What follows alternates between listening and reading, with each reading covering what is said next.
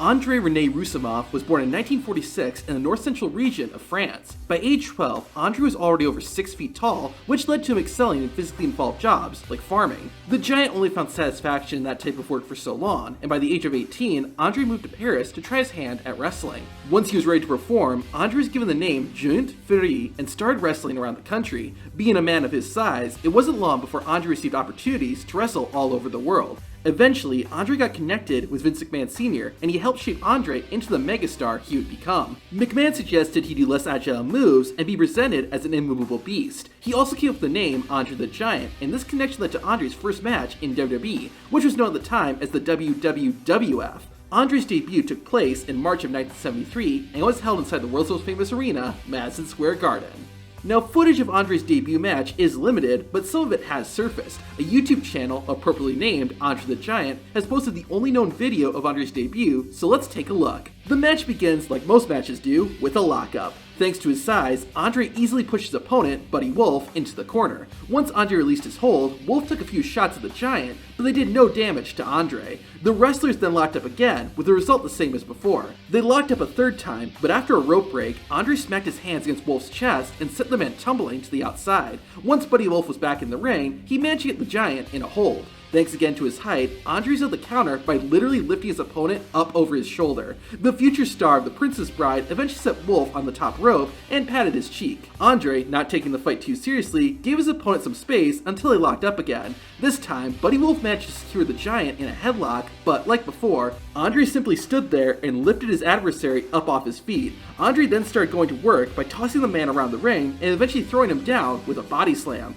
After laying into Buddy Wolf with a few more attacks, Andrei performed a splash in the center of the ring, went for the cover, and won his debut match. Of course, it's impossible to notice all the details, but you can see Vince McMahon Sr.'s influence on Andrei. From this footage, Andrei doesn't perform a whole lot of moves, and the ones he does help promote his size and strength. It's interesting to note too that Andrei is more of a good guy during this match by playing around his opponent and taunting him. As we'll see, Andrei's character would change by the time he became an icon. Andrei continued to wrestle in WWE, but this is before wrestlers had exclusive contracts, so he showed up in a number of other companies. In the early 80s, Andrei would actually have a feud with Hulk Hogan several years before they both showed up in WWE. Finally, in the mid-80s, when the Vince McMahon you and I know took over the company, Andre the Giant was signed to an exclusive deal, and this is when some of his most well-known moments began.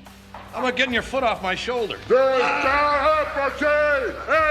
He would feud with other large wrestlers like John Studd and King Kong Bundy, and he even started wearing a mask for a while, but his most well-known rivalry was with Hulk Hogan. While their earlier feuds had Andre as the hero and Hogan as the villain, this time Andre is presented as the bad, undefeated monster and Hogan as the American hero. The two stars clashed at WrestleMania 3, where Hogan delivered the famous body slam and leg drop and won the match. That was not the end of their rivalry though. The two went at it again when they led rival Survivor Series teams. The Giant got better of Hogan in that contest and was the sole survivor of the match. The two finally went one-on-one again nearly a year after the WrestleMania match. Hulk Hogan was still the world champion, but the ending was different. Thanks to a crooked referee, Andre won the match and the title. However, he immediately sold the belt to the $1 Million Man, Ted DiBiase. This began a faction known as the Mega Bucks, and through it, Andre continued his rivalry with Hulk Hogan. The last major encounter between the Giant and the Hulkster was at SummerSlam 1988, where Hogan and Randy Savage defeated Andre and DiBiase in a tag team match. Around this time, Andre's career started to wind down as his health got worse and worse.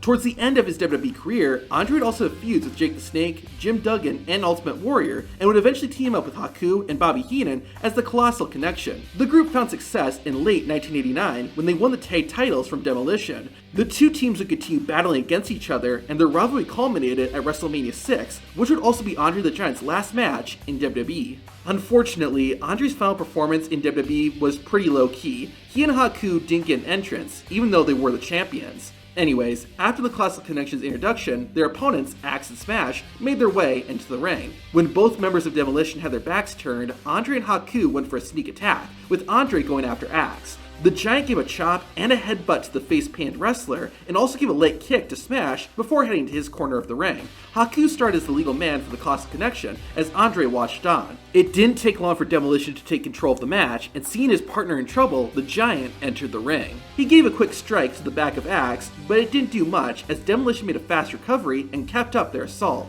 Andre's team was once again in danger when Smash went to pin Haku, so the 8th Wonder of the World intervened with a kick to break up the hold. The tide of the match finally changed, as Andre's partner was able to take control. With Axe down and the referee distracted, Bobby Heenan gave his men a hand by slapping Axe across the face. Furious, Axe got up and tried to get at the manager, only to run into Andre, who knocked the white and red face-painted wrestler down with a headbutt. Not long after that, and the Giant once again got involved in the match by wrapping his arm around Axe's throat, allowing Haku to get some easy shots in. To keep the match in their control, Andre once again aided his partner when Haku threw Axe into the future WWE Hall of Famer's shoulder. Things got even more vicious when Andre started using the turnbuckle rope to choke Axe out while the referee wasn't looking. Finally, after observing an onslaught of abuse, Axe managed to take in his partner. Smash laid the smackdown on Haku, which put the Colossal Connection's title reign in jeopardy. Just as it was looking like his partner was about to get pinned, Andre crawled through the ropes to make the rescue. However, Smash was ready for him and gave the Giant a strike to the chest for his troubles. Axe then got into the ring too, and both members of Demolition performed a clothesline that slammed Andre back into the corner.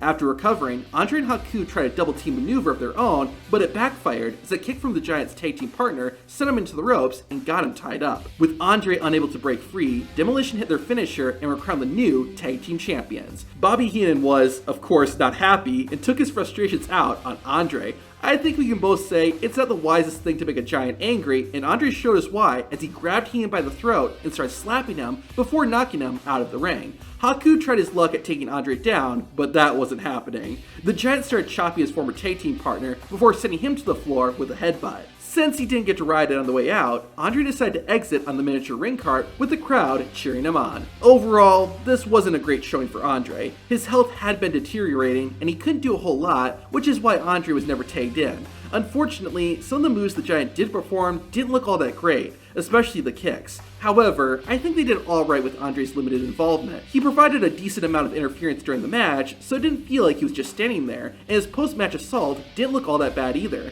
On top of that, the crowd was into the match and gave a loud response when Andre turned on his teammates. But it wasn't an ideal final match for such a megastar like Andre the Giant. Shortly after WrestleMania, Andre would take a break. He returned to WWE the following year, 1991, and even made an appearance at that year's WrestleMania. While he did have a few more matches after his bout at WrestleMania 6, they were all untelevised, which we don't count on Bell to Bell. Andre's last appearance on WWE TV was at the 1981 SummerSlam, where he accompanied the Bushwhackers to the ring. Once his time in WWE was done, the 8th Wonder of the World wrestled for a few other companies before retiring in 1992. Sadly, less than a year later, on January 27th, 1993, Andre the Giant passed away in his sleep. While he's been gone for 30 years now, Andre has still made an impact in wrestling. The same year of his death, the WWE Hall of Fame was created, with Andre as the sole inductee. More recently, the Andre the Giant Memorial Battle Royal was established and takes place every year around WrestleMania time. Beyond wrestling, Andre's been the subject of documentaries and was such a big star that even non-wrestling fans know who he is. I wonder too if Hulk Hogan would have been as big of a star without Andre. I can't imagine the match at WrestleMania 3 would have been as huge if someone else wrestled Hogan. There is one question that hasn't been answered though. What was Andre the Giant's real height? Well, to find out, hit the video on screen.